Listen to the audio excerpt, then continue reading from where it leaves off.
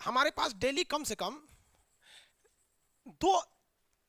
2000 ऐसे मैसेज आते हैं। 2000 नहीं, मतलब मोटा मोटी हर बैच में 5% मेरे 200% ऐसे मैसेज आते हैं। 200% नहीं, 200 मैसेज जिनका क्या कहना है, ऐसे पढ़े लिखे बोक का। देखिए सर, हम 25 तारीख को बैच खरीदे थे, अभी तक खुल नहीं रहा है, हेल्प कीजिए। अरे बोका, तोरा बुद्धि है कि नहीं है? तू खाली ई लिख के भेज दिया कि सर जी हमारा बैच ना खुल रहा है 25%। अब कैसे खोजेंगे रे? 2.5 लाख लड़का में तू कौन है? हाँ, तो कोनो फायदा है उस लोल को पढ़ल लिखल होने? मैट्रिक पास कर गया, इंटर पास कर गया, उसको अधिकार है पढ़ा लिखा होने के लिए? नहीं है, क्योंकि उस बैल के पास कॉमन सेंस नहीं है कि जिस स्टाफ के पास ये मैसेज जाएगा कि सर हम 25 तारीख को बैच खरीदे थे, अभी तक नहीं खुल रहा है। अरे बैल कहीं का, तुम किस मोबाइल नंबर से रजिस्टर्ड था? लोल कहीं का, खुद दिमाग लगाओ कि जो स्टाफ चाहेगा तुम्हारा हेल्प करना, कैसे चाहेगा रे? तुमने ना मोबाइल नंबर दिया और कहेगा कोने बैच में खोजेगा तुमको? यहाँ हर बैच में लाखों लड़का है, किस बैच में खोजेगा रे? तोरा रेलवे वाले में खोजेगा कि एटलस में खोजेगा कि पॉलिटी में खोजेगा कि दरोगा का? नहीं सर, हमारा फंस गया पैसा। ना बैच का नाम लिखेगा, लोल कहीं का।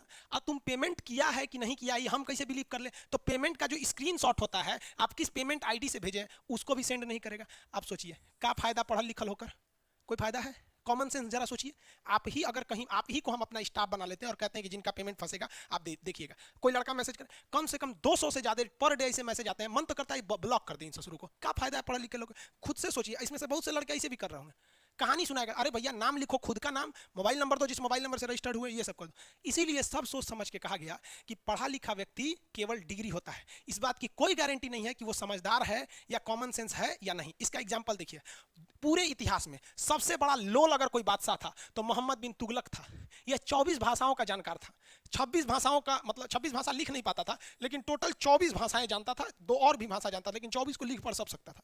सबसे पढ़ा लिखा अगर बादशाह था तो कोई मोहम्मद बिन तुगलक। लेकिन इतिहास में इससे बड़ा बैल कोई नहीं हुआ। सबसे असफल राजा हुआ जबकि सबसे पढ़ा लिखा था।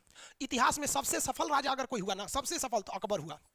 कोई गलती नहीं की आपने जीवन में। अशोक ने तो कलिंग भी किया, अशोक भी महान थे, हर्षवर्धन भी महान थे, नो डाउट, लेकिन अशोक को सिंहासन विरासत में मिला था, उनके बाबूजी बिंदुसार से मिला था। लेकिन अकबर जब था वो 13 साल की उम्र में उसका बाप मर गया था। यहाँ किसी का 13 साल की उम्र में बाप मर जाए ना तो फिर हालत खराब हो जाता, वो भी दूसरे देश में, यहाँ के थोड़ी थे। इतना महान था, जबकि ये ससुरा अपना नाम नहीं लिख पाता था, फुल्ली इलिटरेट था, लेकिन इतने बड़े भारत को संभाल के रख लिया। हिंदू मुस्लिम सबको इसने संभाल के रखा। कभी सोचा इसको कट्टर का नाम दिया गया? अकबर को नहीं दिया गया। तो पढ़ा लिखा हो जाना का मतलब ये नहीं कि आपके पास बुद्धि हो जाएगी। एक एक ऐसे पढ़े लिखे लोग मिलेंगे कि मन करता है ना ससुरा को पकड़ के सटा के भेजा में गोली मार दे, साला तू पढ़ा का लिए था। तो इसीलिए कहा जाता है कि राष्ट्रपति पढ़ा लिखा हो या अनपढ़ हो, कोई फर्क नहीं पड़ता है आपको इस पे। नेता वगैरह पे भी ये डिपेंड करता है उस पर। आप लोग भी देखे होंगे पढ़े लिखे लोग। आप खुद से सोचिए कि कोई लड़का अगर ऐसे मैसेज करता है कि मेरा पेमेंट, तो क्या जवाब देगा आदमी? मतलब इतना फुर्सत है कि फिर आपको कॉल किया जाए, बैच बताइए, बैच बता। एगो लड़का को कहे कि भाई जो समस्या है वॉइस रिकॉर्ड करके भेज दो, तू लिख रहा है कि मेरा बैच 25 को फंस गया था, क्या करे? मन करता है ब्लॉक कर दे। ऐसा सब कहता है कि हम पढ़ल लिखल है।